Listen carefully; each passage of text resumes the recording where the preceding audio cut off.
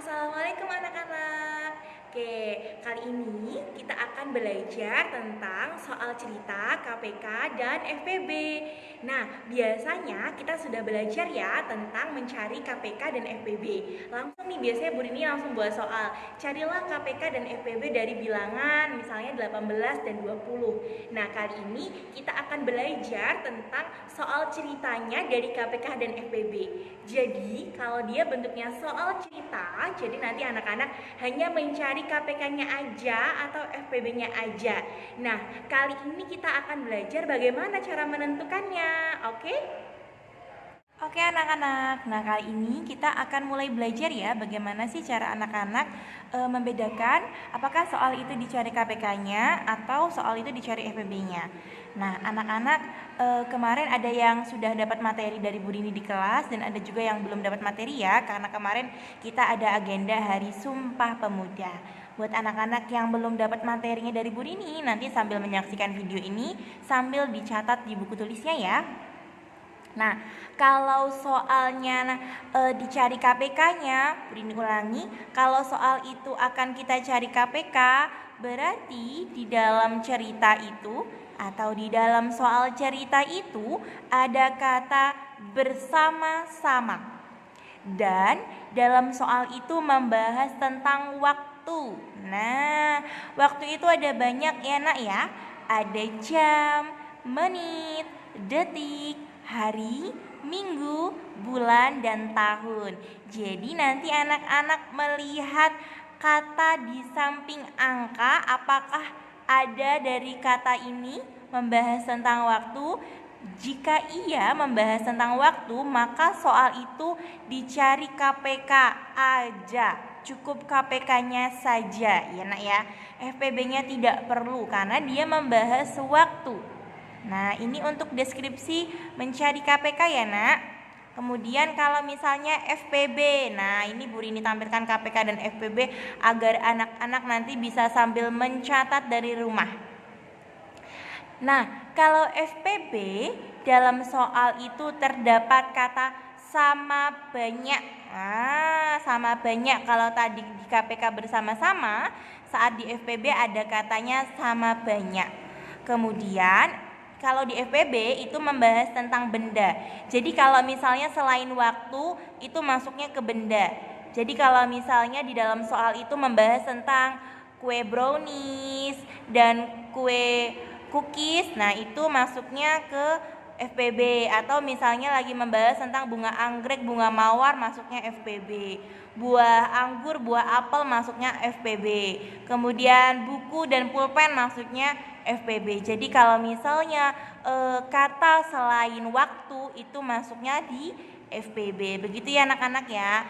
Anak-anak yang belum mencatat bisa mencatat dari rumah, bisa di screen dulu nanti dicatat. Begitu ya. Bu Rini langsung masuk ke soal latihannya. Di sini Bu Rini sudah menyiapkan 2 soal untuk kita berlatih bersama pada pagi ini. Yang pertama nih ada soal Rama pergi berenang setiap 8 hari. Sementara Bara pergi berenang setiap 6 hari. Jika mereka pergi berenang bersama pada hari Minggu, berapa hari lagi mereka akan berenang bersama lagi?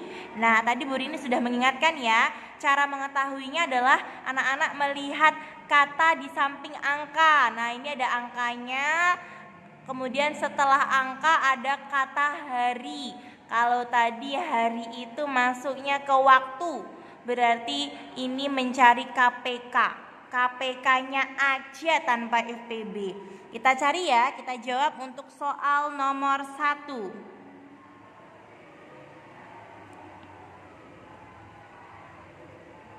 Nah, nomor 1 tadi ada angka 8 dan 6. Berarti kita cari dulu pohon faktornya dari 8 dan 6 ya nak.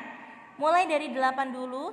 8 kita bagi 2 karena genap, hasilnya 4.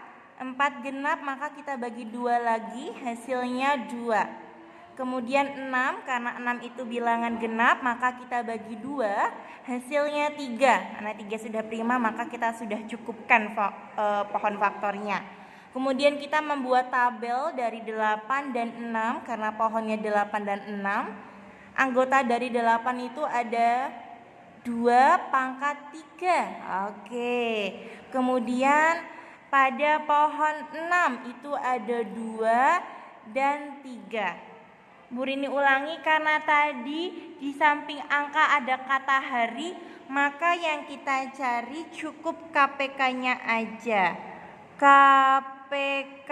Nah, KPK-nya adalah kalau ada bilangan yang kembar, maka diambil yang besar, yaitu 2 pangkat 3. Kemudian kalau KPK angka yang jomblo itu boleh ikut ya.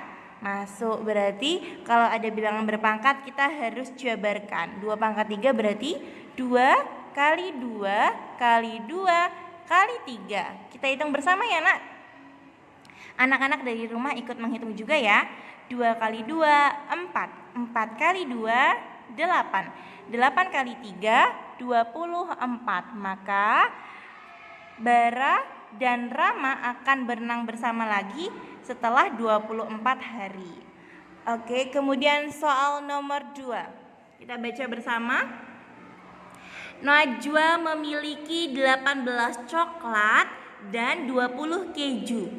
Najwa ingin membagikan coklat dan keju tersebut kepada teman sama banyak.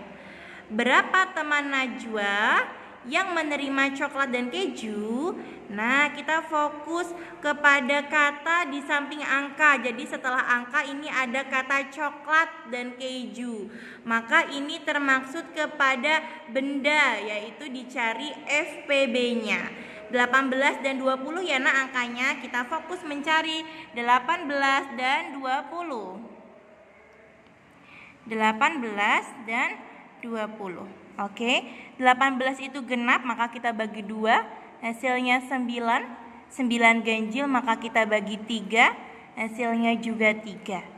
20 genap kita bagi 2, hasilnya 10. 10 genap kita bagi 2, hasilnya 5. Sekarang kita buat tabelnya dari 18 dan 20. Ya, 18 itu ada 2, 3, 3. Berarti ada 2. Kemudian 3-nya pangkat 2.